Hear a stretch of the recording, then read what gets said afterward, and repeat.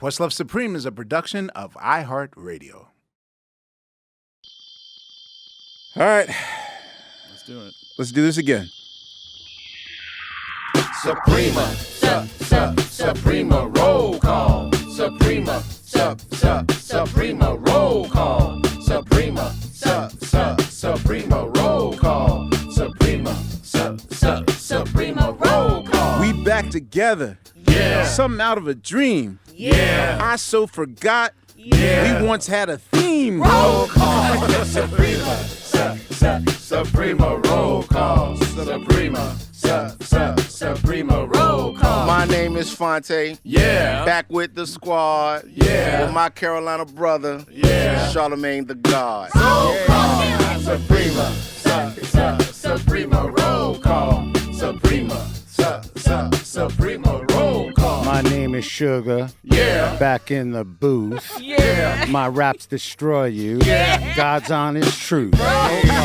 Suprema, Suprema, roll call. Suprema, Suprema, roll call. I'm unpaid bill. Yeah. Getting random with y'all. Yeah. Because it's been 3 years since I have done a Roll call. Damn, 3 years? Suprema, roll It has been 3 years. Suprema, Suprema, roll call. It's Laia, Yeah. and I'm really black, Yeah. but the black effect, Yeah. damn, Charlemagne, that's blacker than that. Roll call. Suprema, Suprema, roll call. Suprema, Suprema, roll call. My name is Charla. Yeah. I'm not a scholar. Yeah. If I'm broke, Questlove got a couple dollars. Suprema, roll call. Suprema, Suprema, roll call. Suprema, Suprema, roll call. Suprema, Suprema, roll call. reverb snare drum at the end, too. Yeah, That was you know, dope. I learned a lot during the pandemic, so I learned where all the effects were. Don't Fonte got a cheat code with the Suprema roll call? Yes, That's not fair. Thank you, Charlemagne. Yes. Yes. Forever. And, no one, and we ain't said shit about it for years. But yes, he has. It's totally true. What kind of pressure is that? I gotta admit, Yo, Fonte looks hot. when Bill said 3 years, Yeah. like I remember the Dawn Lewis episode was the day that we found out that this thing was real, like in real time. Oh, wow. It was either Cecily Strong or Dawn Lewis, in which we were like having a normal conversation, but we were texting each other like, Are we gonna die? We're gonna die. NBC, Wow. like literally, like NBC told me to go immediately home and Yeah. don't talk to anybody and stay locked up in my crib. Yo, it's been an interesting. We ain't been in we New thought it York was going to be since. 3 months. It's 3 years. We ain't been Yeah. in New York since everybody left. Yeah. Fonte came back to New York Fonte like everybody came out the gone. house. I Wait, know. Went to get cigarettes, Fonte got came COVID, out came the back. house, Right. and Bill became the new Fonte. I mean, I think we actually needed roll call to remember each other's names. Yes, No. exactly. Yeah.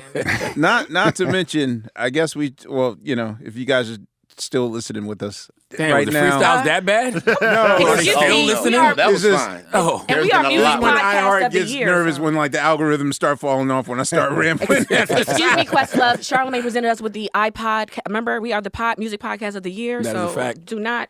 Yeah, I'm not discredit. going to downplay it with Okay. self-deprecation. All right, All right, yeah. new way of thinking. Yeah. No, but we should also take the time to thank the squad that held us down for 3 years to make it happen. Like we were thinking in real time to keep the show alive, even though we weren't in the same room. So, shout out to Laia for holding it down. Laia. Shout out to Brittany Benjamin, Brittany. in the house. Brittany. Took no show. He wrote the names Yeah. down. He mean this, Jake. I know. Cousin He Jake mean it. wrote Cousin the names Jake. down. Jake. I know these people. No. You wrote a Brittany reminder. used to work at Fallon. Yes. I You know. and Cousin Now- Jake's her cousin. Now she's running our lives. Yeah, shout out to Cousin Jake, man. And, Brian Calhoun also, shout out. Yes. Tip of the hat to Sean G as well and our friends at iHeart. Am I missing anyone important? Yeah, you need Shout to out thank to our animators. Everyone at No, Zoom. who no, you works at shouted- Yes, Zoom. yes. I wish people saw how much goes into this, though. Because people Talk think they about can it, just grab a Charlamagne. mic and just kick it with their friend and have a successful podcast. This is a full It's a production. production. Yeah. Yeah, it's real. Well, in case you wanted to know who that voice was, ladies and gentlemen, this is probably the best way for us to jump back in the pool because, it's been a minute. I can't think of a better guest just to sit around talk smack or whatever. Can I say talk smack without sounding like I'm 50 plus? Say talk shit, Not man. really, Just say you know. shit, You say man. shit. Unless you're trying not to curse. I mean, I go through those stages where I'm like, you know what? I'm not gonna curse. But why? I don't like the vibration of the word sometimes. okay. Yeah. Okay, I feel that. Yo, I didn't realize that you're in the Radio Broadcast Hall of Fame. Yeah, That is 2020 during COVID. Yep. That is major shit. They snuck all the black people in during COVID. Oh, so Me, Sway, Angie Martinez. I want you to say the all whole they Breakfast say Club. all their names. The whole Breakfast Club. Envy, Angela Rye, Sway, Donnie Simpson. What? They snuck Donnie Simpson in? I believe so. So it's just a mass exodus. A mass exodus of black people. That's not cool. It was like five black radio personalities that all got in 1 year. Oh, my God. Yeah, and it was the year that we And couldn't even normally be there. it's just like one every 5 years. If that. Yeah. I'm surprised they just got Donnie Simpson in. That's crazy. Where they hiding Tom Joyner? I think Tom's already in. Okay, good. I think. I'm not sure. I'm pretty sure he is, though. And he is still with us. Yes, correct? of course. Yes, Very much okay, so. absolutely. Very much so. Just wanted to make sure. Well, in case I didn't say his name, the legendary Charlamagne Tha God is with us. Greetings. Yes, sir. Hello, everybody. Thank you for having me. So we actually, as with every QLS episode, was kind of had the hors d'oeuvres before we started rolling the tapes that we were talking about the AI effect. And I guess we were observing that, in the beginning it's going to be cute, but in about 5 to 6 10 months. years, 5 to 10 minutes. Right. Do you think this will actually force us to actually carve out private lives and boundaries again? No. So, I'll find something. Nah, private lives and boundaries are only for people who remember private lives and boundaries. Like, you got to be born in like the 1900s. Like, if you was born in the 1900s like me, 1978, then you understand private lives and boundaries. This era doesn't know anything about private lives and boundaries. Like, think about it. We come from the era of, even with like the artists we liked, there was a super air of mysteriousness. You didn't know anything about them. You barely Unless even you knew saw their their real videos. names. That That's was it. right. Right. Yeah. And even that was a performance, right? But it's like now, it's like your favorite celebrity is waking up with you in the morning on Instagram Live. With So their it's like- bonnet on. With their bonnet on. So private lives and boundaries, like, there's no such thing for this generation when it comes to that. That's why you'll be in the airport, Questlove, and they'll run up on you with their phone. You know what I mean? Like you don't have any. Like, you really like that. Like, you just want to be have a phone in your face all the time just to take a selfie with somebody. Being as though what I've seen with Twitter, because in the beginning, Twitter was fun and all that stuff, and hey, I'm having a cheese sandwich or, that sort of thing. But now, damn near every blue verified check is... That's what I'm saying. We can't even handle fake tweets. So how are we going to handle deep fakes and, Right. the artificial intelligence voices? Like, imagine somebody calls you, Fonte, and it's Questlove and Laia having a conversation about you. Right. But it's not But them. it's not us. you, It's not them. Yeah. So now you come in here mad and hot, like, yo, y'all was talking about me. Y'all So does it make me morally wrong that number one, I actually like, as of this taping, there's a second Drake song that just got released Oh, yeah. by the fake AI that I like and may have caught myself downloading. Wait, am I into a crime right now? No. Well, We should cut a deal with AI where AI gets the NFTs, they get to make NFTs, and we get to make everything else. What the fuck happened to NFTs? No, it's right. That was fast, right? That was fast. Speaking Yeah. of Like the mini disc. That shit was the Beanie Baby. Laser disc. Wait, let me ask you this about AI, because I really just got an immersed tutoring session over the weekend, and it kind of changed my life. And what's the first thing you did when you, what was the first thing I you feel did? crazy saying this out loud because wrote a I'm gonna book. tell a secret. So I'm gonna tell. All right. Yo, I'm gonna tell y'all what I did. And all right, I put my TV pitch in there and to fill the gaps of what I thought that I needed, and then I spit it back to you? Yes, and I realized it as an artist in your description, because then I said, well, let me just describe what my show is, and let me see what your version is. But then let me tell you what my demographic is. I'm looking for Black women over the age of 55. What does that look like? What does that pitch look like? And I got so overwhelmed. Yep. But again, I realize I feel like you, Charlemagne, maybe it's the end of the world, but I also feel like it's this weird moment, just like when the internet came in the 90s, when we were in high school, when maybe encyclopedias came into the world. Like, are we overreacting in a minute, and it just has to settle down? I think this and is get a little regulated? bit different, because even with all of those other platforms, they Yeah. needed us to go. This needs us too. Not really. Like they're already having conversations about the AI could take a life of its own, and how much of us are we really using? Like if I can just go to ChatGPT and give it an idea, and then it gives me a whole pitch back. Like how much brain power am I actually using? I still believe that one needs, I'm not even plugging my book, but I would still like to think that you need some sort of level of creativity. The script is described to tell it what to do. But right? then again, we also live in a society where like the Instagram filter look is kind of the norm. So I see using AI creativity will perfect everything and all that. But, you know, I'm a guy that likes fucked up drum beats, and you know, I worship at the altar of Dilla, which is pretty much like anti-AI. Right, anti. Is it? Have you tried to enter a Dilla type beat? Did you ask AI to give you? But even then, there's still it's not nuanced, and you know, this is like year 1, year 2, so you're saying it has to have flaws, basically? Like, I still feel like there is a level of human touch that is needed. Or maybe I'm just the last generation that wants a human touch. Like, for that part. Yeah, like your kids might not. Yeah, they may not care. Well, isn't there a way They won't know. to ultimately use it creatively as just another tool that we have to make stuff? Okay, so I won't. Yeah, no, you tell too. I told you tell. Come on. One time I was like, all right, I'm having trouble writing a hook. Come on. Tell the truth. And damn if this motherfucker didn't spit back 20 ideas, of which 4 of them were actually perfect. Edit. And I actually, would you say like and I swear to type God, hook? I did it like, I closed my computer like, That's no, what it felt Yeah, like, can't go yes. back.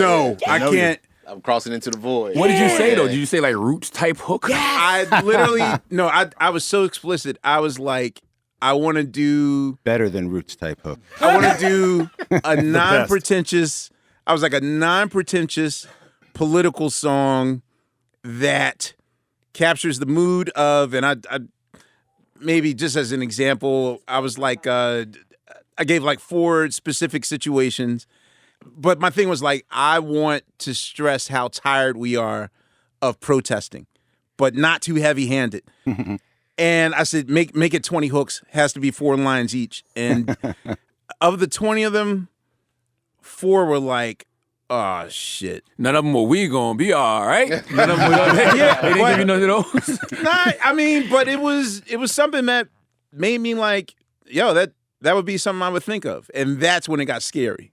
So I don't like it. I'm thinking about the presidential election next year. If y'all thought misinformation ran rampant in Right. 2016 Exactly. and 2020, like we don't want that. 24, yeah. It's Like nuts. that's what I'm But thinking what can about. we do about that?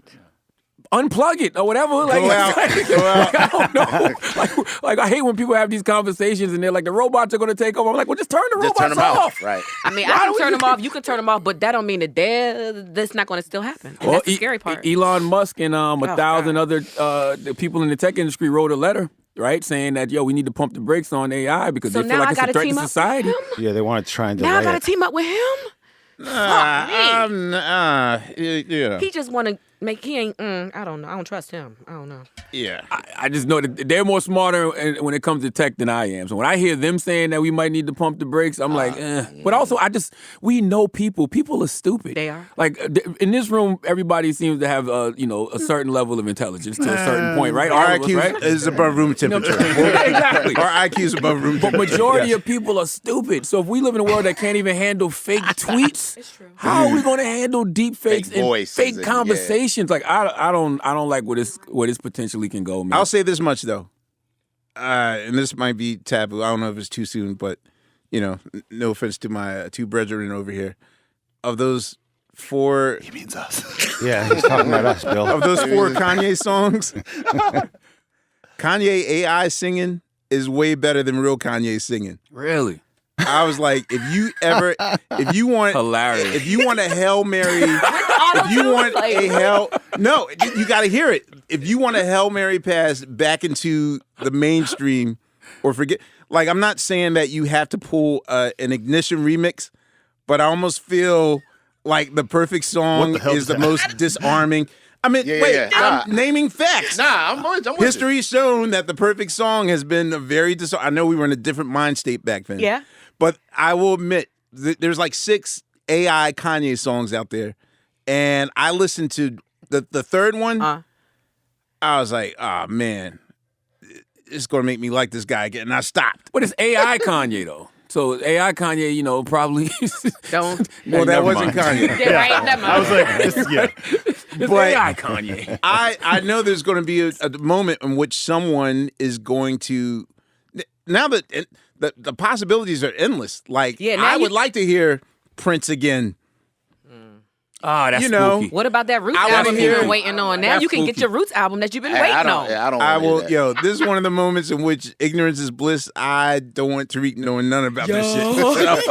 You think he don't know he got kids too? I know, but I don't want to talk about it. Okay, so. okay. The playing with the dead is spooky. I saw somebody having a conversation with Tupac and Biggie, and they were talking like they were from the grave. It was like, so how's it feel to be dead? Like it was that. Right. That was AI. literally They a were using question. the AI. Yeah, and they were talking back to them. I'm like, and like Biggie was like, I don't even realize I'm dead. Like I'm like, huh? This is Black Mirror, y'all. We are living in I'm Black saying, Mirror. like I don't this know if we is- want this. Oh, come on. And I know everybody, they say, oh, you're old, you're just fighting Nah, against this is something technology. else. It's like, This is something nah, else. man, no. In the past 30 years, we've seen, you know, because everybody's also like, oh, they can't clone you. They don't know what you're thinking. I'm like, we've given them 30 years of data on us. Yes. Like, you talking about Gucci Man being cloned. We gave them enough information over the last 30 plus years that they can clone us, you know, virtually. Wait, that's what said on the internet that That Gucci Mane's a clone. Yeah, he's a clone. Oh, yeah. What? That because was- he's yeah. too improved. Yeah, that's right. That's right.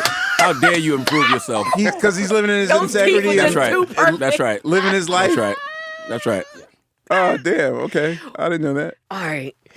I feel like a lot of people are going to lose their jobs because of what? this. What will teachers do? What will teachers do? Well, yeah. What will any lawyers do? researcher or assistant for anybody doing That's anything right. do. That's one of the top ones to go. Assistants, Yeah. paralegals, attorneys, financial advisors. Like it's gonna be bad. Lawyers and the writers. Oh, y'all sure y'all want to go on a writer's strike? In May? Are you sure? Now might not be the time. Save it. Oh, snap. I didn't even think about that. Yes. I didn't even think about that. And they do not like this AI shit. I'm telling Any you. creative. That's how I look. Ooh, All it takes is one hit AI show. Yo, I was about to say, I put, And it's you over. know it's coming. You know we're talking about it, but probably somebody's here. doing It's probably here. it. Is there an AI song on the charts? Yeah, Did I well, miss no, that? well, right now, Drake. the Drake and Weeknd song have gotten over like 2 billion listens, which, They pulled it though. That UMG pulled it. yeah, but not But before. I mean, yeah, but, We all heard it. right. Yeah, it's, it's kind of like, when Beyonce had her falls, like the best of her slips on stage, digitally removed from the internet, but They still there. people keep putting them out there. Our grandmother said it's the end of days, so maybe they finally right. I don't know.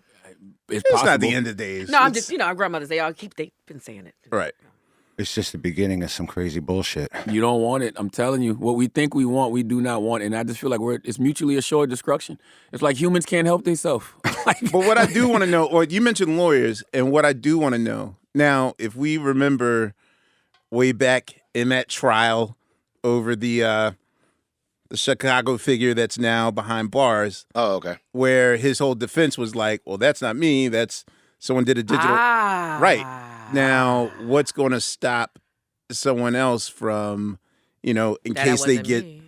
videotaped, I don't know if that'll work with videotape, but it'll definitely work with fake tweets. Fake tweets and old audio and stuff. You'd be like, that's not me. That's AI. That's ChatGPT.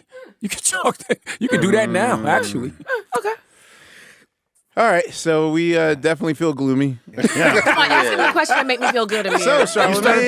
Yeah. You said the Edition remix was the best song ever. You wouldn't talk his name. No, Some I shit did just not went down. say that. You did. If AI told me that's what you said. I know what I heard, and that's what I heard. Of course, you might have to blame that on AI. Yeah. You went from Kanye to R. Kelly Yeah. in a And I'm saying And you didn't even say R. Kelly. Man. This is bad.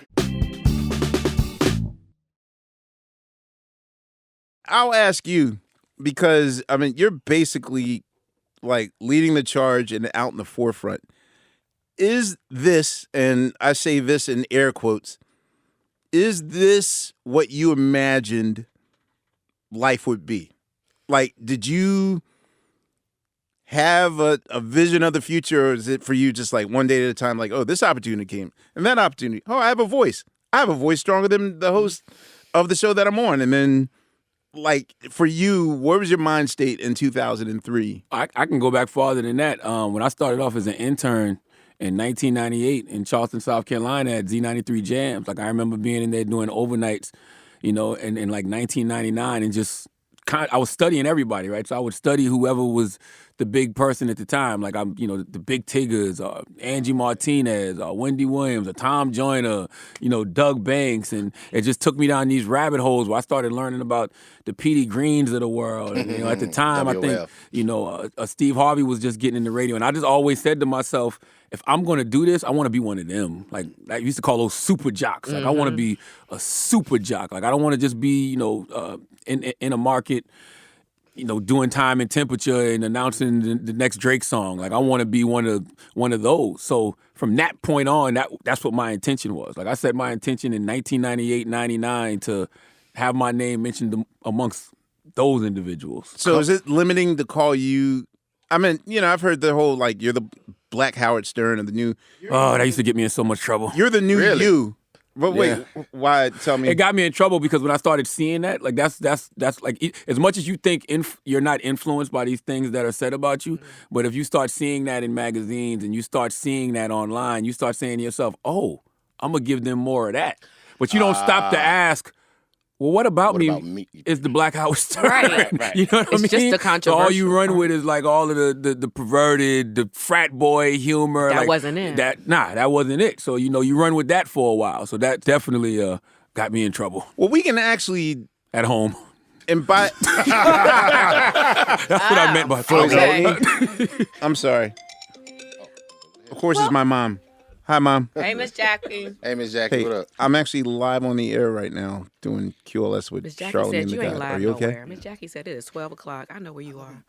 That's what Miss Jackie did. You got to pick that one up, cuz that's I'm mom. gonna call you Mom back. and wife, daughters. Okay. Did you ever hear Nick Kroll's thing about when your parents call? He's like, why is it that every time everyone's parents call, you're just like, fuck. Like, no matter what, it's always like, fuck. It could be like, oh, I don't want to talk to you, or like, every time. Somebody died or something. Fuck. I was Or saying, that, or it's that. yeah. Anyway, everything all Well, right? chances are we're going to keep this on the air, so I love when my mother calls. That's me. right. That's right. Because she does listen to this show. She definitely listens Okay. to this show. No, but for you, where you are right now, which is basically you are our go-to pundit. You're now at the place where mainstream media, whatever that means in 2023, you're their go-to tag team partner. Like you get tagged in a lot of these things. Mm-hmm. Is that pressure to be the sort of unofficial spokesperson of whatever generation we are, or for people in general? Pressure? No, I wouldn't call it pressure. Because I'm smart enough to know that I'm not an expert at anything. And so if it is things that I feel like need an actual area of expertise, I'm going to go get that person and bring that person into the room with me. I'm going to go get, Angela Rye or a Teslin Figaro or a Roland Martin, whoever it may be. I'm going to go get that person and say, hey, I want you to sit in on this conversation, because I always look at the platform like it's not my platform, it's not Envy's platform, it's the people's platform. So if it's the people's platform, let's have these conversations with the people. So, I'll have my POV and I'll have the questions that I want to ask, but when you have the actual expert in there that can, actually apply that real academic pressure, it's no pressure on me at all. All right, so maybe I have you here just so I can get coached on how to not be more brash, but you kind of have a fearlessness, Direct. a very direct crescent thing, which I'm still trying to like. I don't want to offend the person. Da da da da da. That's because you're smart, Quest. I'm stupid. No, he got the boomer. No. It's a boomer. It's the boomer, and I think it's the fear is like, it's funny watching you, because I was just thinking. I said, I wonder what was Charlemagne's first moment in radio back in South Carolina when he realized that he may be a little controversial. What did his boss say to him that was like, yo? Do you remember the first time you like poked? Yeah, exactly. Metaphorically poked the bear. Yeah. When's the first time you Please like? tell me I'm a the poke the whole bear. story. I do, actually. It was a person who would call the radio station. They would call Z93 all the time, and they would like do like these sexy phone voices and moaning. Would be talking like really, really crazy to the guys.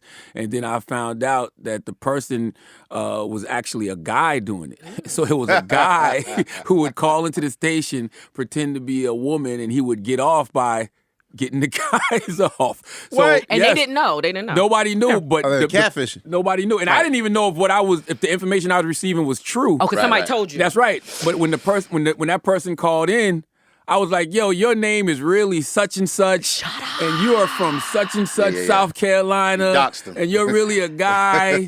And I was right.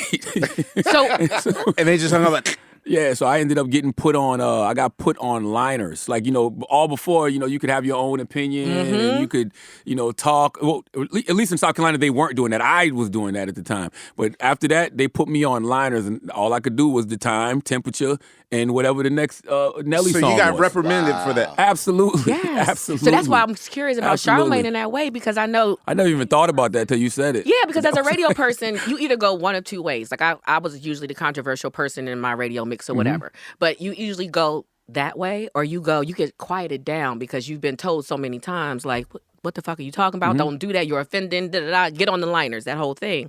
So with you, there must have been a moment where you was like, nah, Well, yeah, I'm going 'cause to keep going. Well, because number one, I didn't even really know any better, right? So it's like when I always say the best thing that happened to me when I got on radio is I didn't have any experience. Like I didn't go to college, I didn't do college radio. I got blessed to be able to get an internship in Charleston, South Carolina in 1998, and you didn't need to be in college or have any college credits or anything like that. So I was literally coming into the radio station drunk. Nobody taught me how to, do breaks and everything else. I literally learned on-the-job training. I did voice tracking, on me Sunday too. mornings, but I was scaring all the church folks. So they started putting me on Saturday night. So I would voice track from 7 to 10 and go live 10 to 12.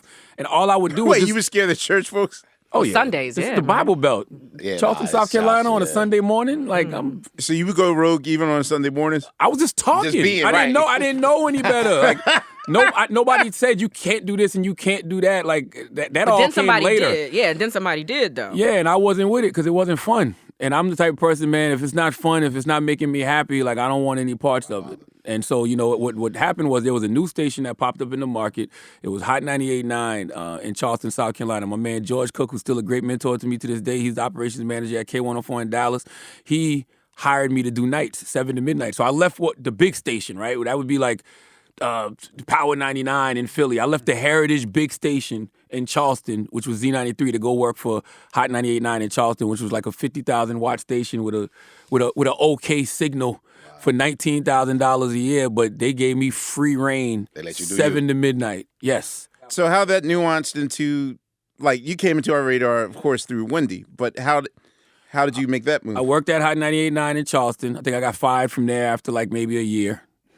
And then I was out of radio for a while, but then I started going to do radio in Columbia, South Carolina. And that's when the whole Wendy connection thing happened, because the stations in Columbia was called Inner City Broadcasting. Inner City Broadcasting owned the Big DM in Columbia, South Carolina, and WBLS in New York. Worked at the Big DM when they was hip-hop. Then they flipped formats, but they ended up buying the other station in the market, Hot 103.9.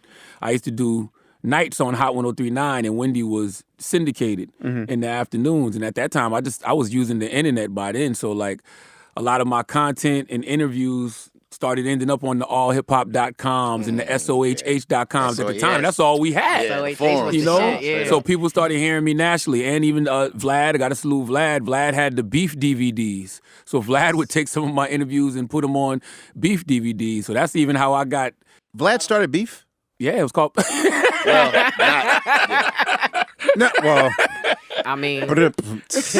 So that's how I even got on the radar of like Wendy them. And then they would come into the market, her and her husband, and we would just show them love. We'd take them around to the clubs, make sure they got whatever they needed from weed, the drinks and everything else. So then we had a rapport. And so like one day they invited me to come to New York, like come up for a party. So I came up for a party.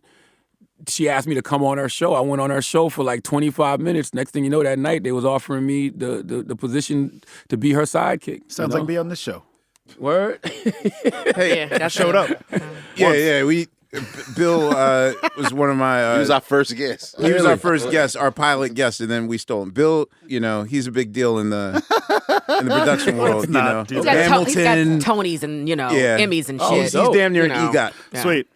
Anyway, Dope. It's all right. But now you're just one of us. nope. So, like, at that moment, did you feel like, okay, this is a chess move? Because, like, moving to New York,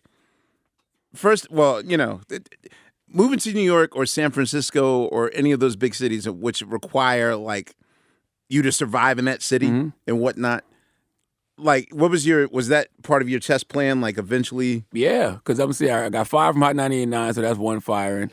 I got fired from Hot 103.9. When you get fired, what is that feeling like? Do you feel like it's doom and gloom, like, the first I'm time gonna I get did, blackballed and it's over? The first time I did, because I didn't know anything else other than my hometown. So I knew Monk's Corner and Charleston. Like, I didn't know you could even go do radio other places. Like, I didn't even know that was a thing, right? Like, I had no idea. So at the first time I got fired, I really thought, okay, this is over. This is a wrap. But then when I got hired in Columbia, I'm like, oh, I could do radio in Columbia. And then when I started having ratings and actually started, garnering attention in Columbia, I'm like, oh, I can go other places and actually be good at this, and the city will embrace me. So once I realized that, like, I had no fear whatsoever. But the thing is that when you get interviewed, you're surely asked, like, okay, why did you leave?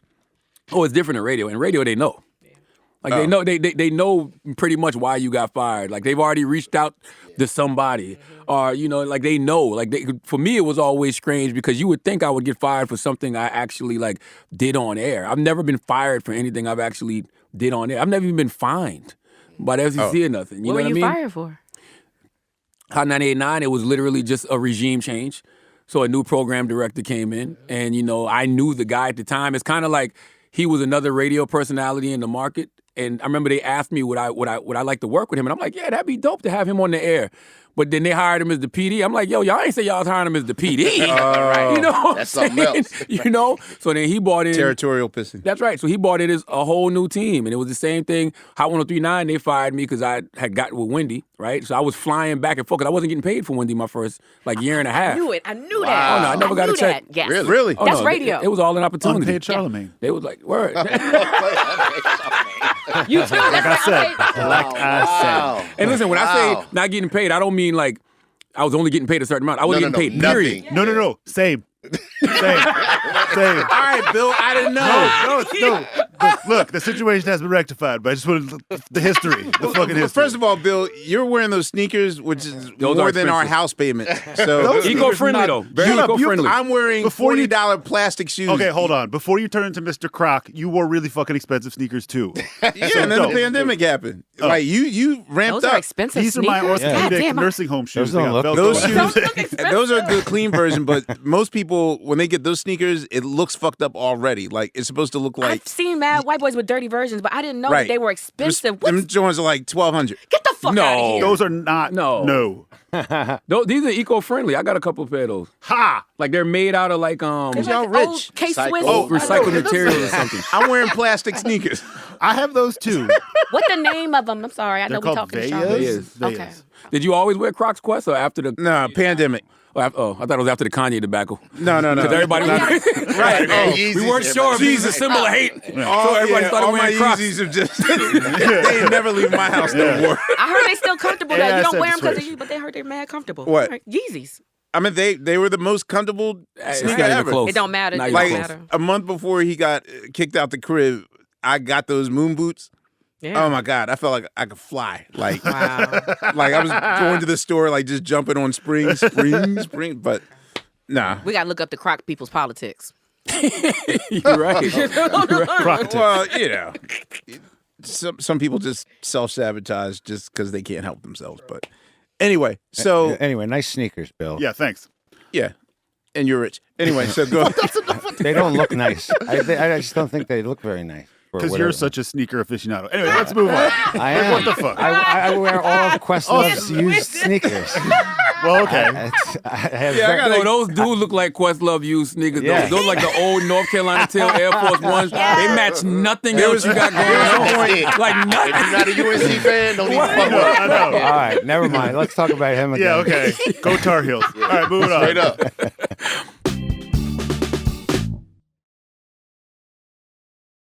All right, so at what point are you like, how am I surviving in New York without... Well, that's why I used to fly back. I used to fly back every weekend and do parties, right? So I would fly back to South Carolina, do a party, have some money to eat, maybe buy a plane ticket the next week.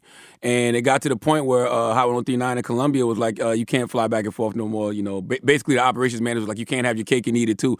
So I was just in New York, which was probably the best thing for me because now I had an opportunity to like really just focus on, the city. And, me doing that after a year and a half, I started to make enough waves to where they put me on payroll, at WBLS because people were requesting me to read ads and things of that nature.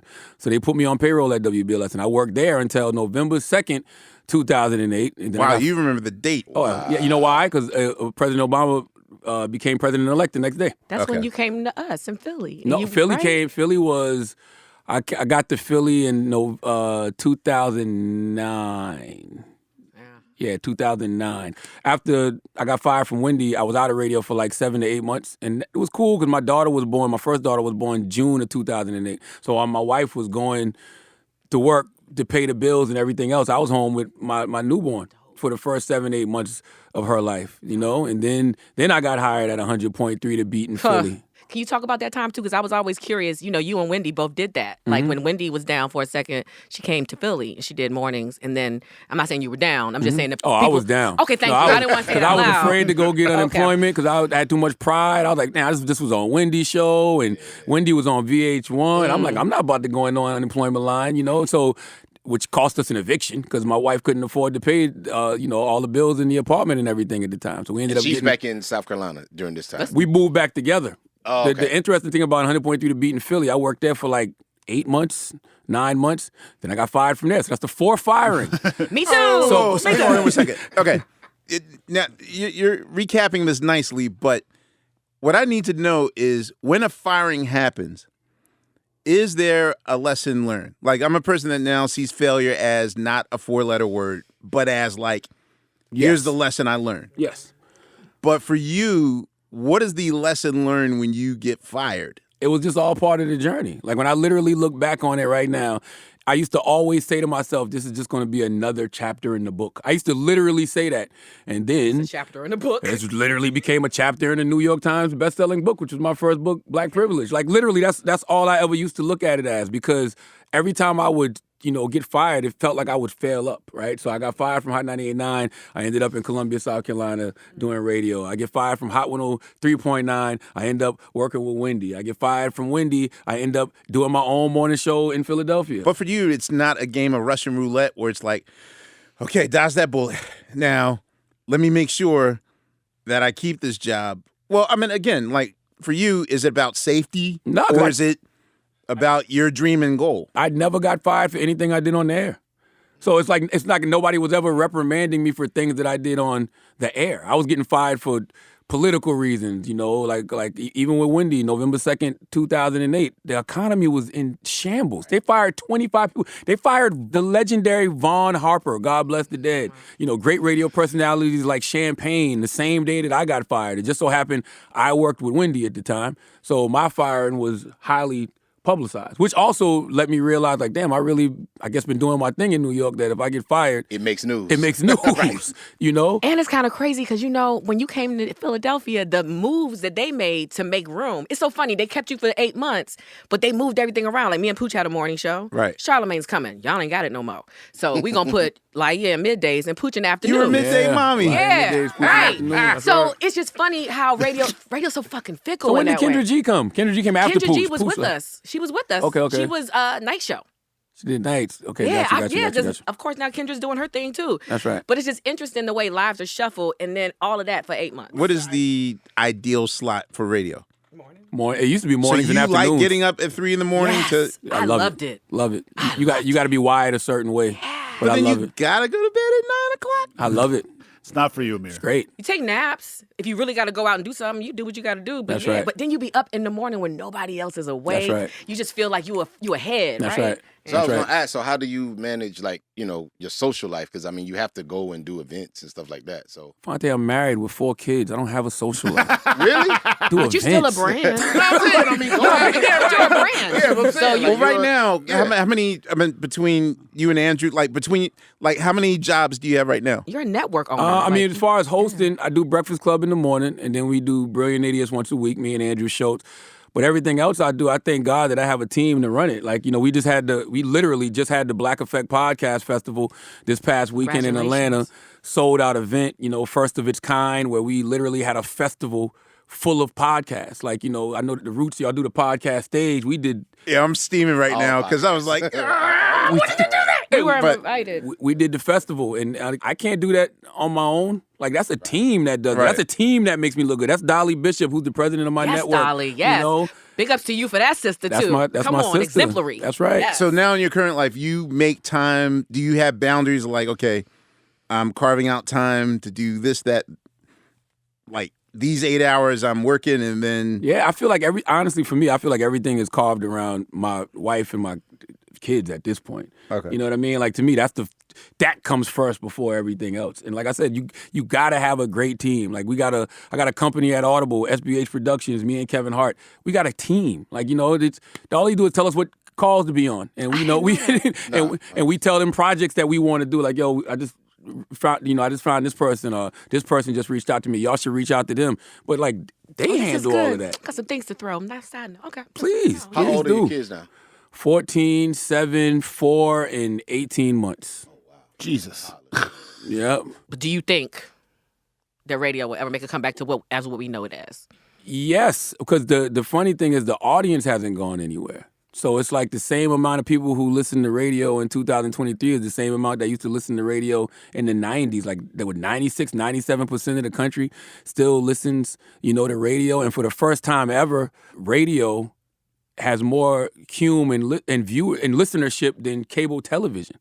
Like in the coveted 18 to 49 demographic. They're watching it on YouTube. That's right. But are these Breakfast Club numbers? No, these are just radio stats, period. Like, for the first time ever, radio has more cume than cable television.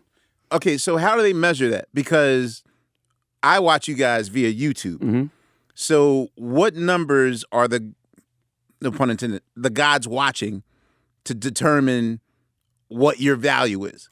I think for radio, at least for us, like, Breakfast Club has 8 million monthly listeners, and that's just on terrestrial radio, right? And then you factor in the iHeartRadio app. I don't know what that number is, but then we come out as a daily podcast every day, and the podcast does between like 15 and 20 million downloads a month, right? So then you got the YouTube, which is 5 million subscribers on YouTube, and you know, the billions of views and engagement that they get on that. And then you got social media. I don't think they found a way to add it all up yet. Yeah. No. But they know that individually in all of these different So spaces. you're a green light. You won't be getting fired anytime soon. You never know. But yet, nowadays. and still make the point that those are Breakfast Club numbers, which Breakfast Club is its own anomaly because, like you said, y'all are syndicated all across the country, then to add YouTube and all the other things.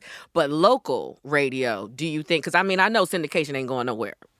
But do you think that for local radio, it's radio? If they invest back into the greatest asset, which is which radio has always had, which is the personality. Because if you think about it, all radio did was give up ground, you know, to everybody. Because when that stupid ass PPM meter came out 15, 20 years ago, which was terrible. PPM was a rating system that literally Wendy Williams was number one day. And then the next day, she was like number 25 in the market. Like, come the fuck up. Like, this is a flawed system, right? Sample be built bullshit. Everybody got so scared of PPM that they turned radio into a jukebox. Like, literally, it was just music. They didn't even have imaging and sweepers. It was just music. So what happens over the last 15 years? Podcasts. So now radio's greatest asset, personality, isn't on radio anymore. It's all on podcasts. So people gravitate towards that. Music. Why would I sit around and listen to you play the same Drake songs 20 times in a row when I can go to Apple, Tidal, Spotify, and pull up what it is I want to listen to, you know? News. Radio's not breaking news no more. They won't even let us. You got Twitter for that. Yeah. And live events. Every single festival from Lollapalooza to Coachella. So now the big radio shows don't even matter anymore. So, but community, that's the one thing I said was missing, Charlamagne. But that's why you got to invest back into the personalities. That's why it starts there. You got to have these personalities and Philadelphia. You got to have these To touch personalities people, in 'cause Sacramento. Podcast Absolutely. people can't touch people. They can't go outside Absolutely. and whatnot like that. So. Absolutely. So you're saying that, yes, at one time when I grew up with radio, it was like a community thing where you see a local da-da-da-da, and it was They a good come feeling. to your school. Yeah. And then something happened in 1996. I guess from what I learned, especially like being an artist on a label, trying to figure out how real payola was and all that stuff. But we realized, I think, going to Hot 97 once, that I came there on a Sunday. Like, I think DJ Premier's show was like on a Sunday, whatever.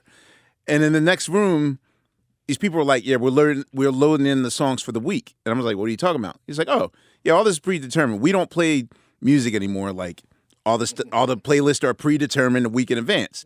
Like, you know, I'm gonna add You Got Me 9 times for it, and literally saw them. But it's going to play at 2 a.m. So, right. But my whole point is, like, will that system ever let up? And they'll needs let to. the They don't have a DJ, choice. It needs to. and they'll let the DJ be the tastemaker. Well, we'll have to improve it, right? Like, it's not going. When it does come back, it ain't going to be what it was. But hopefully, it'll have some of those same elements. Correct? Is that? Yeah, I mean, radio will never lead in anything ever again. No, it just won't. But it can be the perfect complement, because there's not a greater amplifier than radio. I just feel like sometimes these programmers make their job more difficult than it needs to be, because of what Quest is saying. Nowadays, just pay attention to what's happening on Spotify. Pay attention to what's happening on Tidal. Like, it's right there for you. So you can still, program your golden oldies or your A-sides or whatever they call them. But throw in some of the new records just because. You know what I mean? I would have a drop that says, from your playlist to our radio. Like just because, by the way. Like, I would have that as a drop just because, Right. because now if you're in your car and you of a certain age, or even if you are It's an just acknowledgement. that's it, or you're just somebody who always screams, you're like, that is on my playlist, actually. In your mind, is the Breakfast Club just a wolf in sheep's clothing in terms of, do you consider it a radio show, or is it just a platform that also happens to be live on the radio? That's a great question. I mean, we're definitely a radio show, but remember they used to say, if you build it, they will come. Those days are over. You got to build it, and you got to meet people where they are.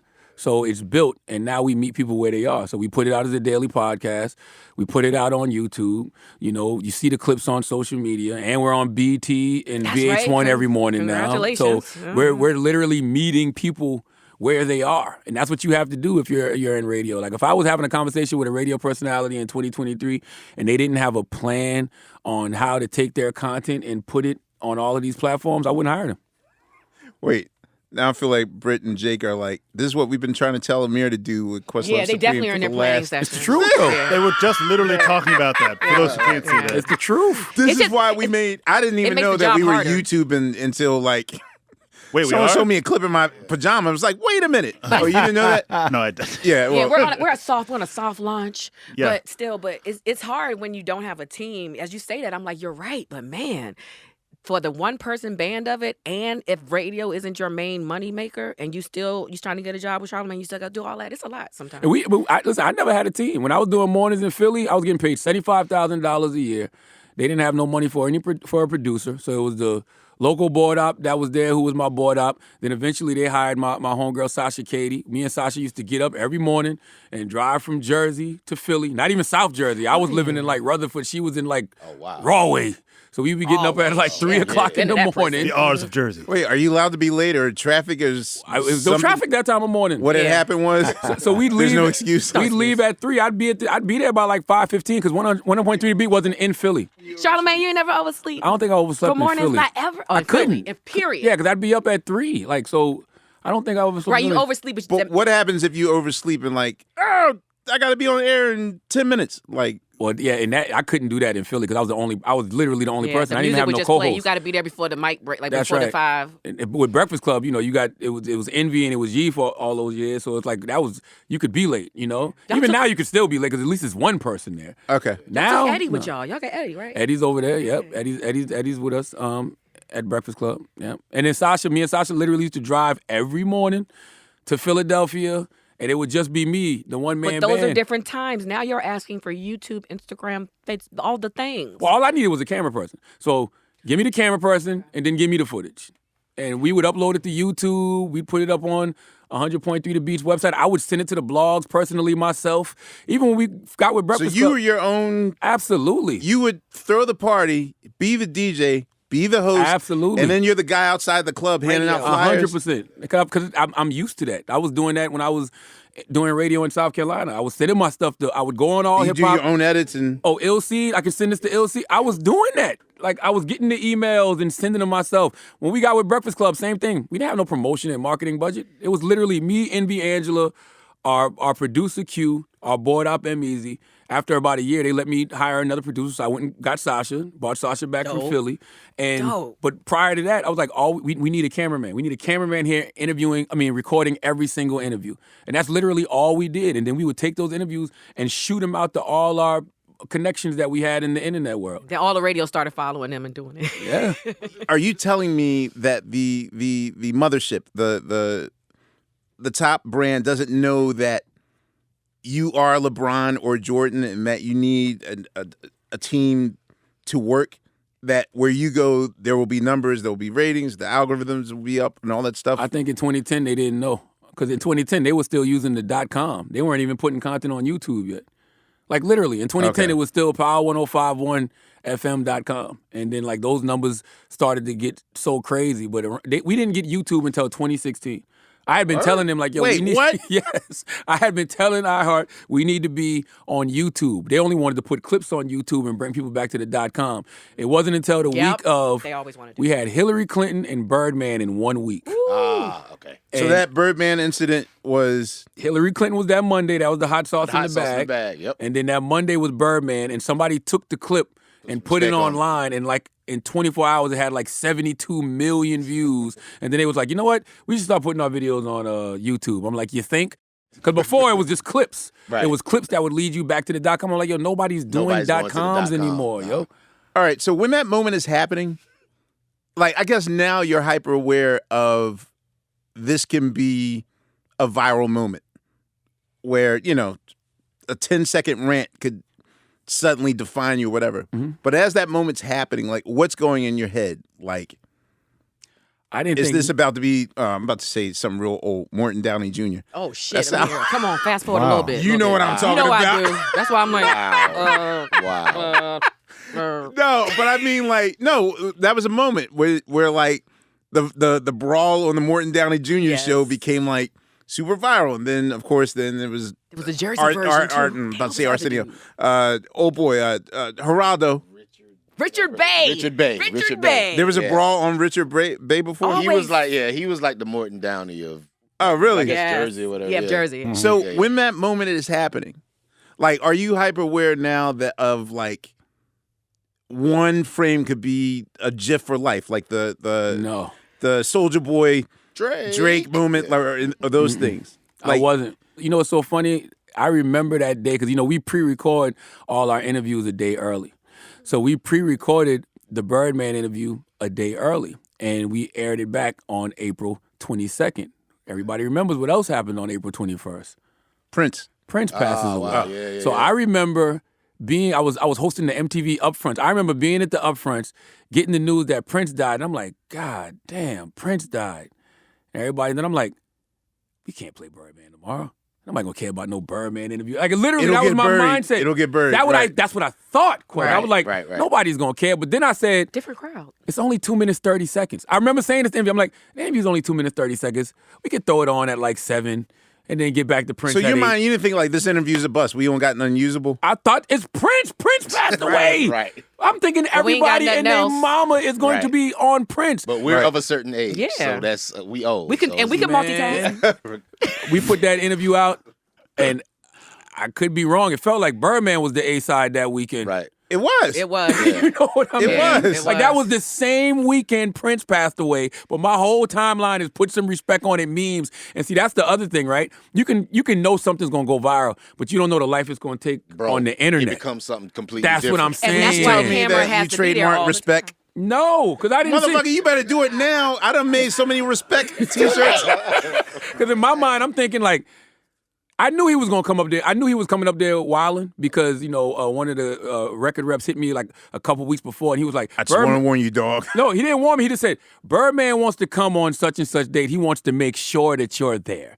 Now, listen, that's number one, but also number two, I know what I've said about Birdman. Right. Like I'm self-aware enough. I'm not gonna act clueless. Like I didn't say that about. Like I know the things that I was saying, and that's why before he even came in, if you notice, there's like a overhead view. Because I told everybody, turn the cameras on before he walks in. So you wanted all the Ring cameras on? I told him. I said, turn the cameras on before he walks in. Because I just knew he was coming in on something. Yeah. Like, and he didn't wait. Soon as he hit the door. It wasn't no hi, no nothing. Y'all motherfuckers put some respect on my name. Because the interview's only 2 minutes, 30 seconds. That was dope. So it's wrestling. He was on air for 40. If that. Because the interview starts with interview saying Power 105 Breakfast Club, Birdman talks, and I'm like, no. Birdman just came in here and checked all of us. Go ahead, get it off your chest, Birdman. And then that's when, led to the single file storm out. Wow. Have you ever been knocked off your square and that went away on mic? No. I thought y'all about to say I got punched in the back of the head, but that's a different No. knock I mean off on the mic, square. like really like. Wait, an artist got pugilistic? Well, it wasn't an artist. Somebody came with a camera. This was like 2011. Oh, like off the air. 2012. Okay. Yeah. No, that don't Oh no, count. they recorded it though. They put it on video. It was on World Star. That was for World Star. It was on World Like That's why Steve here. that was for World Right? Star. I was like an instant somewhere. I'm sorry. No, I'm playing. But not like literally, because you seem like, of course, there are edits and all kinds of things, but even with the Birdman thing, there's been so many situations. You always focused in a way. I'm glad you said that about the edits because I could edit all of that stuff if I wanted to. But it's like, what's the point? I can't. You shouldn't be able, as a personality, to say what you want about people, But not let them get theirs off. So if I don't care if it's Beanie Siegel, Master P, Fredo, Star, any of these guys who have come in there and got at me, it's like I'd be whacked to edit that. Oh, out. you and Beans too? Okay. Can you talk about that incident? Do you guys know what happened No. in Philly? Well, I mean, you remember when Beans was like making all these rhymes about JayZ? Oh, Jay, yeah. You talking about with Charlemagne? Yes, Okay. he felt abandoned. You would have possibly. Appreciated it? Yeah, Beans had an issue with Hove, and he called in. He called in my radio show on a Friday morning. I played it back that Friday. It went crazy viral that weekend. I think Jay even got asked about it because he was on tour at the time. Right. And then Monday I got fired. Wait, I'm Got back sorry. Monday Theme of this episode. Wait. Charlamagne Wait. fired? I need to rewind. You got fired because Yeah. Bean said something in an interview about Hove, and that's why you got Everybody says JayZ got me fired. I don't know if that's That's true not or true, not. because he would have got me fired for saying what I said to him in his face on the radio in Philly. What I think it was at the time, I think you had people in Philly. It's JayZ. We all love Jay. Yeah. right? I mean, But it's his number one market, too. I think sometimes people bring sacrifices to Jay. Like, here's a lamb. You know what I mean? Like, Jay, here's a gerbil for you. I did that. Here's gold. So I think that was one of those things. Like, Beanie said that about you on Charlemagne's show, and we got rid of Charlemagne. I think it was one of those things. Not Because you some. can't do shit to Beans. Yeah, I don't think it was a call like, "Yo, get rid of him from Hove." Hove's not that petty. That's just I don't it. think so. But then, where's in your minds? Like, where do I go?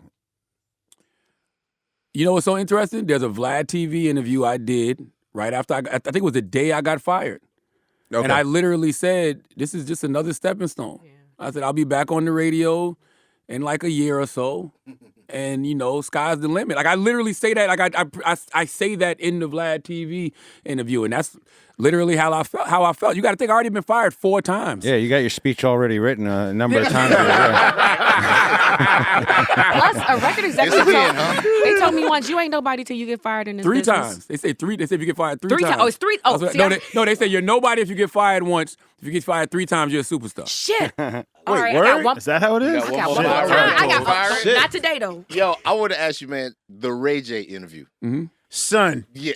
What was going through your mind while he's on the phone just Man, we losing was his almost off air. Like we get off air at 10. I think it was like 9:30. And I remember Angela Rye gets a call, and it's our guy Billy, and he was like, "Yo, man." I still didn't know what was going on. It's like Ray J and Fab, such and such and such. Ray J wants to call in. I'm like, at the time, Ye's like, "Yo, Ray J wants to call in right now. Him and Fab just got into it, whatever." So Ray J just called in, and that's what, like, that He's literally great. we was live at first. Yeah. Like, we had to tell him to stop cursing and stuff like that. Like, and then we had to say, hold on, man, we're going to play the rest of this for y'all tomorrow. And then we recorded it, and it became the 7 Rolls Royces and everything else y'all hear now. I keep telling them we need to get Ray J. He's one of the best interviews. Oh, no, Ray J's fantastic. He is great. Fantastic. But stuff like that, you can't even script, man. Like the Birdman moment, the Ray J moment, like that's just radio magic. Like you don't script those. Like you don't say, hey, this is going to happen today. Those are just those things that happen in live radio, and you just got to be prepared for it. Can you tell there are some, are there ever people that come up where you can kind of tell they may be kind of fishing for that viral moment, like they kind of are trying to make it? As a guest, you mean? Yeah, as a guest, yeah. Absolutely. And I've had people say that, and then when the interview was over, they'd be like, that's going to go on World Star. Oh, my God. You know what I mean? Ugh, I remember that's so Fredo did corny. that. Salute to Fredo. I remember he did that. You know what I mean? Because the question I asked him because he said it. Right? It was something he said about Brandy. I think it was on a Vlad TV interview. And I asked him about it. And he got mad at me. But you said it. You know what I mean? And so he turned up, which I love because I'm an Onyx fan. You know what I mean? So I was happy to still see the rah, you know what I mean? Shifty, low down, gritty, and grind. You know what I mean? I was happy about that, right? So my Dones pills. No. So, but I remember when the interview was over, he was like, yo, that's gonna make some noise on World Star. And I was just like, So you started wanting to be a super jock. Then you became a super jock. Then what did you decide was next? ooh, as far as what? What you were going to do? Because you said you just, as far as I knew, before you just wanted to be a super jock. Oh, what? So now you became a super jock. So I'm You just trying have to to figure now out how be we... Clear Channel. Yeah, I'm like, so Right.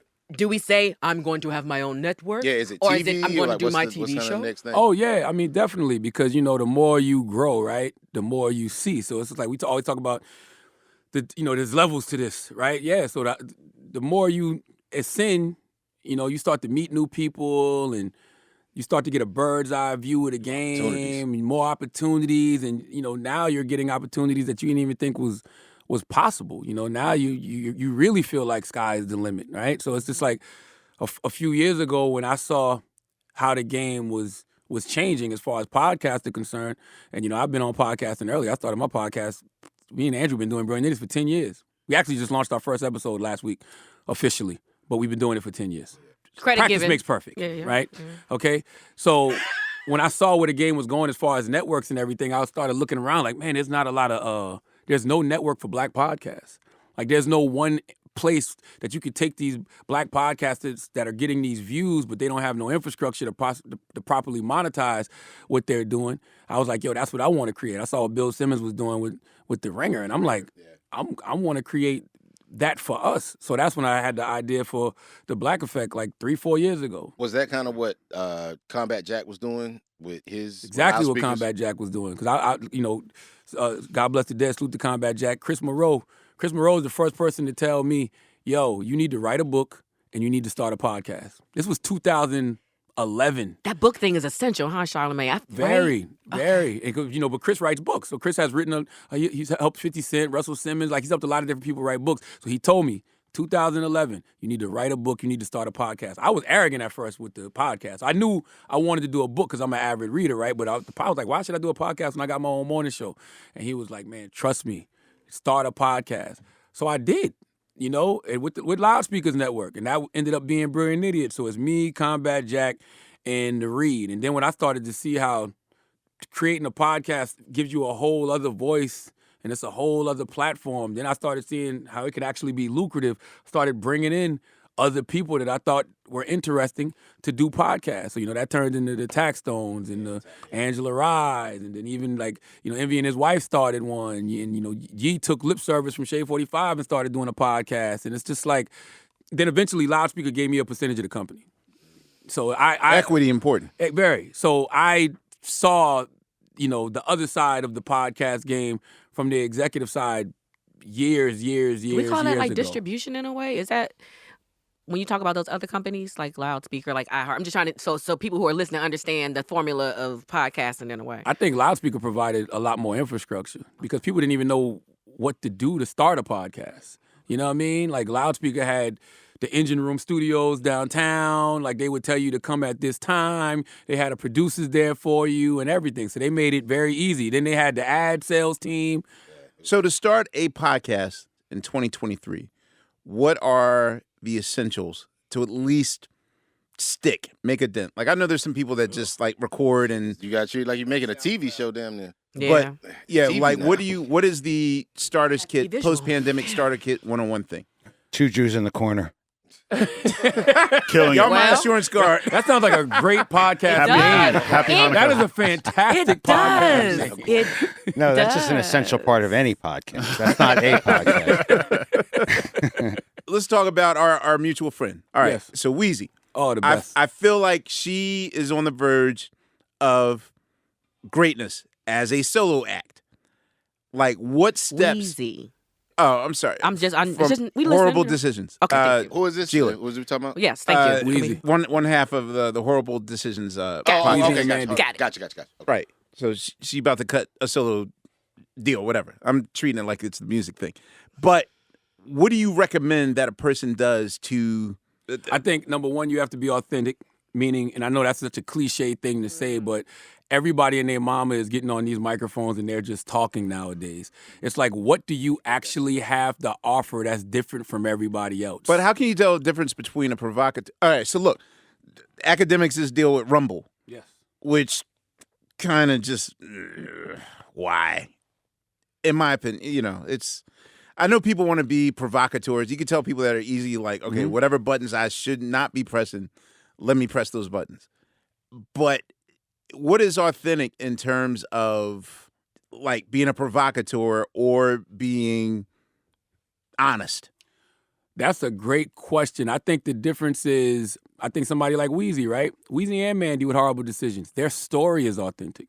Okay. They were two people in the corporate world who were literally sneaking to do a podcast about sex. They didn't want people at their job to find out that they were having these conversations about sexual liberation and women empowerment and everything else. But it started getting so big that they couldn't hide anymore. But they told us this story every step of the way. Like literally, you can go back to original episodes and hear them talking about sneaking off to do this, from their job. Then it got so big that they were able to quit their corporate jobs and just fully invest in Horrible Decisions. By the way, one of the best live podcast show, if not the best live podcast show, that's Horrible decisions. oh, they're incredible. So to me, that's authentic. Having like an authentic story and an authentic POV. Like another example I like to use is The Read.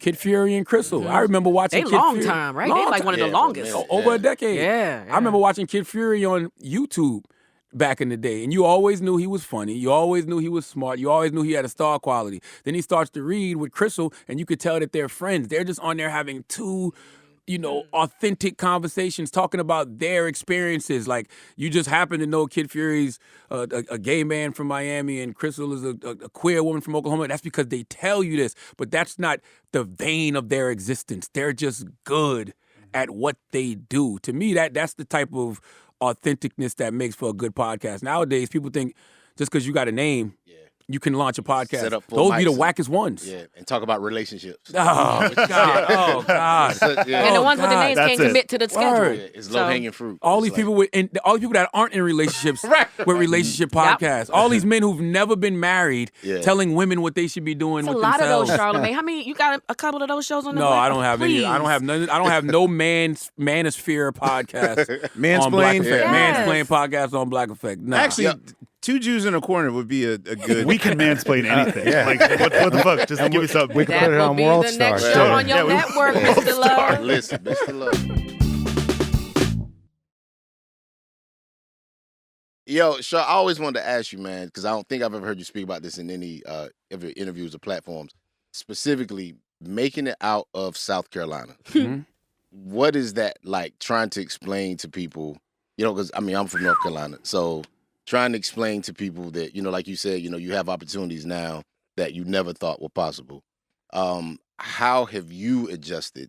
Knowing coming from where you come from to where you are now mentally, like how do you make that Man, I think- adjustment? I don't know if you ever truly make the adjustment. I know I just stopped dealing with imposter syndrome probably in 2019. Because you. Oh, wait, I don't have to do that no more. Yeah, you got that right. Sounded just good though. No. You definitely have to do that all the time. Like, full stop. No. I'm sorry, forget it. No, I was all like, wait, sound effects are we're actually beatbox. on the air Natural. now. It's It was on organic, Amir. That's good. Sorry. Because I think when you come from a certain extreme, like it never leaves you. I was raised on a dirt road in Moncks Corner, South Carolina. The town I'm from, the population was 7,000 people. Like we were in a double. My town was from 3,000. Good God. Red You know what I'm Springs, North saying? Carolina. So we were in a that- double wide trailer. You know, me, my mom, my dad. I read that. When I he was didn't believe it, home, my oldest sister, and then my mom had 3 more kids. Like when you come from those type of extremes, you don't ever really lose that or forget that. You know, so it's like for me, I never truly adjust. Like I said, I just started feeling worthy of being in the position I'm in, like the end of 2019. Like, and that was just me saying it to myself. I probably really didn't get to a feeling of worthy till like the beginning of 2021, like right after COVID. Because that was my next question. So how did lockdown, did that affect? Man. Like what changes did you make during lockdown? I mean, I lost friends during COVID because of suicide. You know, like my good homegirl Jasmine Waters, Jazz Fly. So that Yeah. Rest in peace. that put a lot of things in perspective because me and Jazz was 2 individuals who would have like conversations about therapy and, you know, things we might have been going through. And it's just like to know that she couldn't make it through that time, right? Like that was like, woo, you know? So I just came out of there feeling like, man, we made it through that. I'm going to just really embrace life to the fullest. Like I'm going to really enjoy this process that I'm going through. I'm going to enjoy this ride that I'm on. So that's what it was for me. Like that's what made me just not just have a sense of worthiness, you know, for myself, but just a sense of worthiness for life. Like I'm not taking any of this for granted. What's it like when you go back home?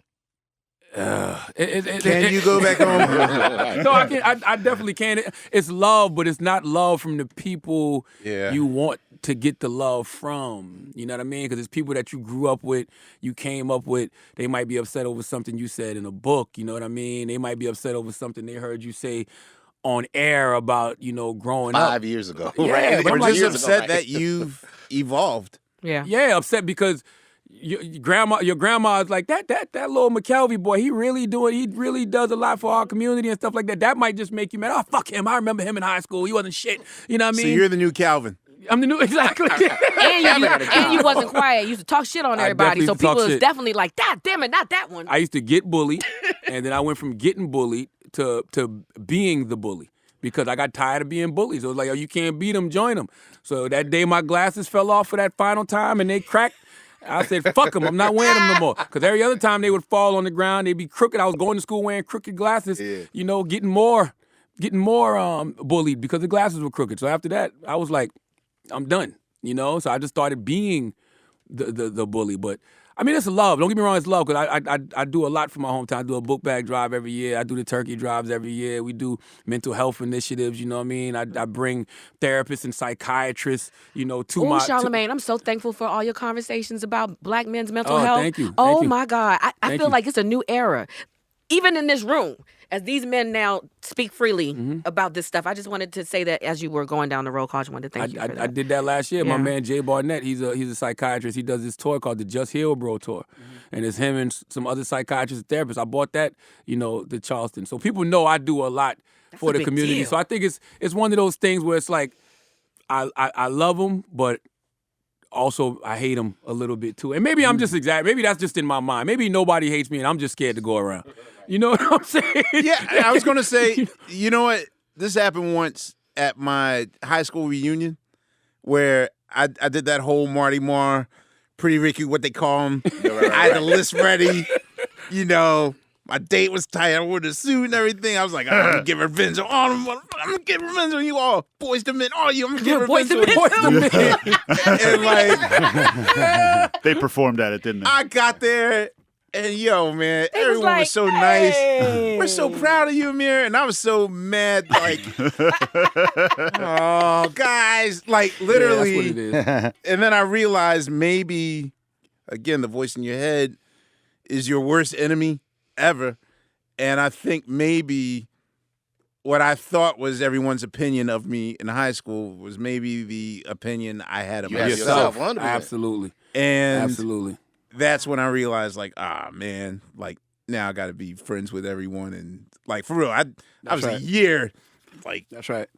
So crunches in the gym, all that stuff. Like I was getting ready. And I think you got to remove yourself from certain things. That's the other thing that hurts too, right? The other thing is, I know if I come home, I can't go there because they're doing the same things we were doing 30 years ago. Right. Like, you know what I mean? So I'm going to be over here and possibly end up in a situation where I lose everything just to keep it real. that sounds. If that's what I got to do to keep it real, if I got to hang out with y'all on the block and drink and smoke and all that, I'm cool on that. I'm not going to. I'm not subjecting myself to that. That's kind of one thing I wish I could lose, because my mom and my sister tease me to this day, because they know, like, my addiction to, like, I won't waste a second to, like, hop in my car and just drive to Philly at like 11 p.m. For what? just to sit in front of my childhood crib or go to my grandmom's block. Oh, I do that. Not even get out the car, do but that. just like, It grounds you. It's like a grounding. Yeah. or chase ghosts. I don't know what it is, because the thing was, I used to always, if you remember, like back in the 80s or 90s, you hear about like such and such basketball player getting into an altercation with, you know, someone at their old projects, or, you know, what happened to Bobby Brown and his brothers in Roxbury projects. And you're like, in my mind, as the outsider, I'm like, well, wait, you're like a blah, blah, blah platinum artist. Like, what the hell are you doing back at Survivor's remorse. your old, right? and Literally then- the show too. Yeah. yeah, but it's an addiction. Like, I don't know why I literally, there was one point where like I got up at like maybe 10:30 in New York, drove to Philly just to get my there's a fish sandwich. For what? Not Punchy's on 52nd Street, but Bottom of the sea. Bottom. Ooh, I ain't been to bottom of the sea in a minute. Wait, that's not on Is that South. where Wait a minute. On South. Wait a second. Wait. They got I hate multiple the fact- locations. Yo, Steve. That you know Steve why just Steve is out really here Phillied with you. us. Yes. Is that where I forget, got- with the hood? forget D'Angelo, forget Erica, like forget Steve's whole history as my engineer. Steve is by Bottom my of the side sea, because Steve. Steve knows where all the bodies are buried. And I gotta keep my eye on it Oh, every man. 12 I seconds. forgot about bottom of the sea. The That's second a you said throwback. bottom of the sea, I was like, wait, what you know about damn. You. Yeah, I You. forgot. Too much This- butter in the potatoes Yeah. This is how- and House the of Prayers. broccoli. He sugar Steve Yeah. because I gave him diabetes. Like, he Twice. literally got in 8 months adapting to my diet. Yikes. Between bottom of the sea and the church. Yes, Yeah. yes. House the of House of Prayer, soul food. Yeah. Yeah. Charlamagne ain't stay in Philly that long to get all his secret. Yeah, I ain't getting nothing. I ain't getting nothing. I got Ishkabibbles, That's good. That's good. Maxes. That's good. Yeah. Best Oh, cheesesteaks. Max. Yeah. Man, all right, I'm evolved. I'm evolved. Okay. Just say the Ishkabibbles instead I will. of it. Yes. Shout out to Max's. Hello. Okay. I love you guys. I forgot that story, but I remember it. Yeah. That was whiz witch. I do that. Like my grandmother's house is still up in South Carolina, Moncks Corner, South Carolina. And I go sit on the porch, just to ground there, take my shoes off, walk through her yard. What about your parents? Are they still back home Yeah, too? my dad lives in Kitfield, South Carolina. My mom lives in Moncks Corner still. Like Did you everybody. retire them? Or were they already retired? My mom was kind of already retired. She was a school teacher, but it's like, yo, when you been Did she let you retire? Because they still didn't. That's why I thought about it. Because When I brought my mom's crib, she has just started unpacking boxes from like 10 years ago. It was almost like, I don't trust this, and still didn't unpack. Yeah, that's like my mom won't. I don't know what she wants. You know what I mean? Like usually the things that she wants are for other people. You know, and I know right now I'm gonna restore my grandmother's house, right? Because she got like one of those old school Southern porch houses, right? I'm gonna restore that, but they don't really ask me for anything, which is wild, right? Well, my mom was an English teacher, so she kind of been retired. She substitutes every now and then, but she likes to do that. Like, you know, she likes to get up and go substitute a class. You know, I don't want her in there no more because these little kids is crazy nowadays. You know what I mean? And she's up in age, but, you know, I don't think she wants to fully retire. You got 2 girls? 4. 4 girls now? 4. So do I. 4. You Let's sure talk about do. it. That's right. I was about to ask y'all. All the time. like It is. all the time. It is. Yes, yes. It is. A Yes. comical disaster shit It show. is. But how all does the that time. change Oh, y'all? you're not as, girl dad. You're I was about to I'm say, 100% a girl dad. but as men, how does that change y'all now in your daily interactions? Makes me terrified of men all the time. I'm just kidding. No, I don't know. Oh, it changes everything because you know how they always say like the future is female, Sure. and it's like yo, my future is female regardless, right? So it's just like, you know, why not try to make the world a better place for women? Like it makes you listen more, which is something I think men historically didn't do a good job of, right? So now that you got a house full of women, at least in my life, I have no choice. I have to hear what's going on, whether I want to hear what's going on or not, right? And then, but historically in my life, I've always had more women around me than guys because my dad went from telling me, why you want to be? My dad would say, why you want to be around all these dudes all the time, man? Fuck all these, F all these dudes, right? Like these dudes ain't gonna do nothing but get you in trouble. So when he told me that when I was young, all I would do was be around a bunch of women. And then you realize, even when I used to throw parties back in the day, having a bunch of women at the party made all the guys want to come to the parties. You let women in free before 11, now you can hit the guys over the head. You know what I mean? $20. Yeah, that was a lot them. back then, Right. people. You know what I mean? But $20, right? So it's just like I've always been around women, right? But I don't know if I was always listening to them like I should have been. That's why I asked about the daughters, because you have no choice. Like you could have been Oh, raised by man. aunts, grandmothers, and things, but daughters. No, and the 14-year-old challenges me like Yeah. no other. The energy's different. It's hard to explain. Like male energy is just like put on a helmet and run into the door. Like, like women's energy is different, man. It's not like that. They were like just you like gotta listen. and make you feel so fucking communicate. guilty about something. Everything. Guilty and stupid. It's stupid as all. Yeah. Guilty This and morning- stupid. Yeah. Oh, so already is dad. Like You know. it's that level of. And they say actually all the time, as if like no matter what you Yo, say, they go actually. actually or basically, as if like I'm a fucking idiot and I need to be told basically what's going on. This is like every sentence. I swear to God. Actually, Dad, go fuck yourself. That's right. Basically, Dad, fuck you. Like that's my life. All, Both of every them? day. All four of them. Yeah. And trying not to parent like our parents, Yeah, right? so then That there's that. part. You know, because I always say my dad didn't parent with love. I think my dad parented out of fear. Yes. You know what I'm saying? Safety.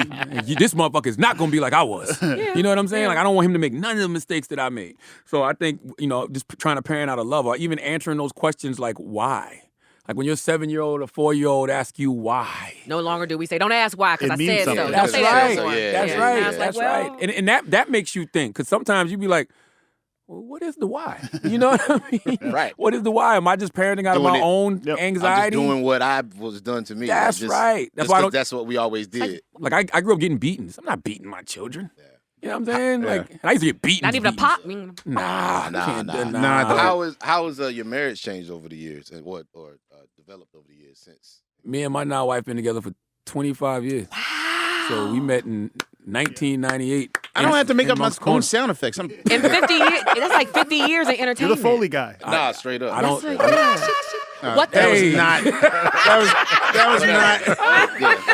That's the Charlemagne's wife. There you go. 25 years. Look, it would have been a total waste if I didn't do one effect for this Thank show. you. Thank you. but even with that, right? Like that's what I was gonna say about my pops. I've always been the type of person that I like being with one woman, right? Like I've always Why?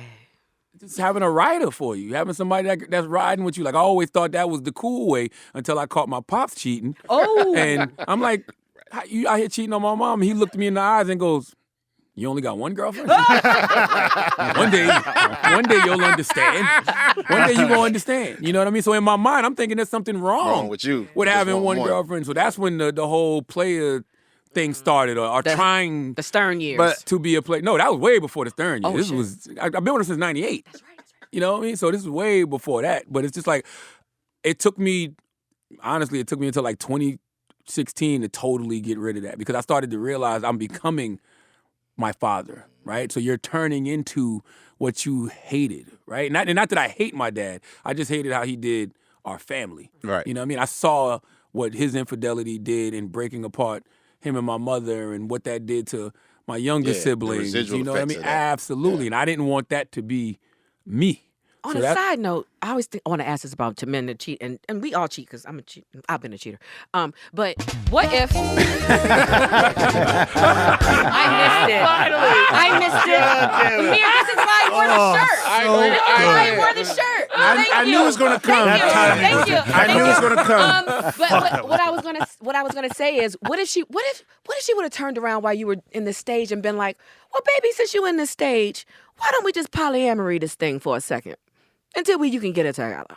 Because I ain't with the Polynesian. Not a Okay, I good was just idea. asking. I just was like, Not a good idea. I'm not with okay, I was just. I'm not with the Polynesian. So. Not a good idea. I always want to ask that of Chick-fil-A men the because fuck out of this situation. Considered it once. Nah, that's I'm not with good. that Too much either. work. It's not it's good, because man. she got to get her. Okay, I'm I see programmed what it too is, much y'all. work. Well, no, there's a lot. One, I'm just lazy, and it's But like, you're already doing it. yeah, but like you still like no matter who you got to deal with somebody. That's right. And when you deal with someone, you got to talk to them, communicate with them, get emotionally connected. Now we're gonna add somebody else to that. Yeah, and That's it's right. just too Too much. It's too much. and I think at the end of the day, it's also like you just get and there's how my ego gets the best of me. There we go. right. Come on, tell the truth. Oh, for real. Like, all of us want to be on some Drake, Wayne, fuck every girl in the world joint. But, Drake can't even handle that. Right. yeah, music. it's... What about AI Drake? Yeah, I can do all of it. Done. That's almost the end of the episode. It's a book ending. Like, No, I think at the end of the day, like, we just get generally tired of getting caught in, racing shit and da-da-da. Right. That's right. I got lazy, so it's just like, all right, no, that's not for me. And you find things that actually feed your soul and not your ego. Because that's what I think cheating is, right? Like nine times out of 10, when you out there cheating, you're really just trying to feed your ego. Yeah, it's not about cheating. Is not about I want to be with another person. It's about you want to be. But another question too is, can you handle it when your woman cheats on you? But that's why I was asking, because I was like, while you're out there, I don't want to know. because men. I don't know if men think that while you're cheating that a woman is fulfilled. Because when we're not, if you're giving it to somebody else, Yo. I'm still horny. So, women are the most... If you was with your woman in college, you know what I'm saying? Trust me, your woman had a life. There in we college. go. All right, you're out of your mind if you think your woman didn't have a life in college. Been And my woman since afterwards, what is- 1998. The 20s is a Okay? motherfucker. We That's love what I'm fucking saying. niggas. That's what I'm saying. And then when she hit 40, you'd be like, you better fulfill her or she gone, because real horny at 40. play the track again. I can't even find it. I thought it was like a perfect segue. Nope, here we go. Here we go. I'm just a lady. It's No. funny every 40s time. that be horny. That shit All right, is funny every this time. has been a long time coming. Thank you for Nah, thank you joining for us. having me. Thank you for having me. It's beautiful to see your evolution and how you're coming up in the world. And yes, I absolutely believe that you will be the new Byron Allen. I'm just, Yo, That's crazy, no yo. joke. hey. Yo, that's a thing. Come Somebody on. said that to me this Let's weekend. go. That's a thing. Let's go. Can you take us with you? Not but real. let's go. Listen, That's look, I wild, look at yo. Steve's face. Why not? Byron Allen just isn't the guy from Real People back in I know who 19... Byron Allen is. Everybody in this room know. If don't make Byron Allen your ceiling is why I was No, making you're that right. smirk. You're right. You know who first told me I was gonna be a billionaire? Dave Chappelle. Really? Dave Chappelle randomly, I easily see this. He randomly said that like 5 years ago. I don't know how. I'm amazed you know at how what? you can be a billionaire living your black truth. Like, I am just so impressed. No. I'm going to tell you something. And I know you might say like, well, that's easier said than done. Yes. I actually spend, I hate that I'm getting real deep in like the last minutes of this podcast. My assessment of my life in the last 2 years is that I spend more time thinking, how can I sabotage something than I do letting it happen. And I almost feel like it's transfer. Like I believe that we collectively as black people get these moments, but because we get in our heads of what's blah blah blah going to think, is da da da going to talk yeah. shit. Oh, yeah. Like something Sure. happened to me like 3 days ago, and I'm dreading this news getting out. I mean, it's some big. Oh, a good thing. It's a good thing, but you just dreading For it. the history's sake, it'll be a good thing. Right. But if my first thoughts are, oh man, like now da da da is going to talk, like it's hard to get that voice out of your head, which is why I keep stressing on the show like the importance of meditation and all that stuff. That's because we live in a world whenever you announce good news, it's always somebody ready to shoot your good news down. It's always ready. But half the somebody to time it's attack us you. waiting for the other shoe to That's drop. right. That's right. Like right. this ain't gonna last forever. That's right. No, I History, man. I You got- believe it is absolutely 100% easy as hell to succeed if we just, for any person that has not truly succeeded, I will show you a person that has somehow figured out a way to thwart or sabotage it subconsciously or on purpose I guarantee you, I'm almost 99% certain that this happened. How many times have you recommended The Big Leap on this podcast? Oh, well, I mean, Oh, we need a booklet. I'm actually trying to like not. I don't want to be that. See, even then, like I have a truth to Stop. share, We but wanna learn the I'm truth. so Give us the scared that truth. everyone's like, eye rolling. Here, Amir goes again with this Amir, we've been recommendation. talking about meditation since the COVID. Like we all different. We all That's right. evolve, and let's not do that. I read The Big Leap because of Quest. I saw Quest at this last year. We got named as what was it? We got awarded something. What is it? Most powerful media in New York or something? Or New York, something like that. There's an Illuminati room. Yes. Of white people. Exactly. And we were the only. The only black people. And that's my right. point about you and your That's right. blackness in the business. It's me, right. Charlamagne, and Steve Stout. That's right. Yeah. So I go up to Quest and I ask Quest, I'm like, yo, how's everything changed since the Grammy and when you ask somebody how they're doing, you better be prepared to get an honest answer. Yeah. And he gave me a real honest answer, and it was about the self-sabotage and Yeah. everything else. And he was like, yo, I'm reading this book called The Big Leap, and I about ordered it literally the next day. And I'm gonna buy it now. I got because- one job, Yeah. and that's just literally get out my own way. That's it. If Boy, I could that's get out my literally own way, I'm it. Man, good. that's it. I was gonna say, man, me and you. This is me and his first time ever meeting. Crazy. We were supposed to do. It's crazy. This kind of came full circle. 2005. I think you were in Columbia. Columbia, you South were in Carolina. Columbia. Yeah. And Minstrel Show had just came out. We were going to do a radio tour, and we had to do the next day. We had to do the MTV U Awards, whatever. Literally, the day we had to leave was when my wife went in the labor with my son. Wow. So Ninth and Pooh, they went and did the interview, but that was the time we was all remember that. supposed to meet. But Damn. that was like the only every show. Cause Pooh, we did it. I had them host a mixtape for me. I think I had Pooh do some drops for a mixtape. That him and sounds Knight. right. Yeah. Yep. So yeah, that was he was November 2005. So yeah, man, it's good for us to finally. Nah, meet. it's fantastic to me. I love Lil Brother. What's so crazy is in South Carolina we didn't have nobody to look to in hip hop as to look at them and be like, oh, I can do that too. But North Carolina had Little Brother and Petey Pablo, and I used to go there and watch Josie Moe perform, yeah. Shelly B. Oh, man. You remember Docs. Shelly B? Yeah. Shelly B. Doc. That was the crew out of Wilson. Yeah, them all the homies. Like they got some MC. Like Rhapsody, my favorite rapper. Yeah, man. She's not Rock Bear Snow Creek. Hill. Snow Hill. I was Snow Snow Hill. Hill. Creek. Snow Hill. Yeah. Yep. Nah, man. So it was just crazy. I thought about. I'm like, man, we was supposed to do this damn near 20 years ago. Absolutely. All right, guys, we're literally getting kicked out of our house right Oh, now. that's fine. Thank you for So having on me. behalf of Charlemagne and Fontigolo and Laia and two Jews in a corner. Soon to be on the Black Effect. Shabbat shalom. That's gonna stick. Please Well, let not it on stick. the Every- Black every name I've been given on the show sticks. White bill, unpaid bill, two Jews in a corner. You ain't got let's white have it. bill. You ain't never been white. That bill. was the first. You weren't Was it? there. I Thanks, wasn't. Charlemagne. That's right. Thanks, You were. Charlamagne. Thank you. Charlemagne, for doing this. And Thank you, Charlemagne, for Thank giving you, radio folks goals. Yes, to the team. Sheila just hit me and says thank you. Like he changed my life, so that's good. She knows that I'm interviewing him right now. Oh, dope. Yes. Anyway, we will see you on the next go round. Questlove Supreme, y'all. See you.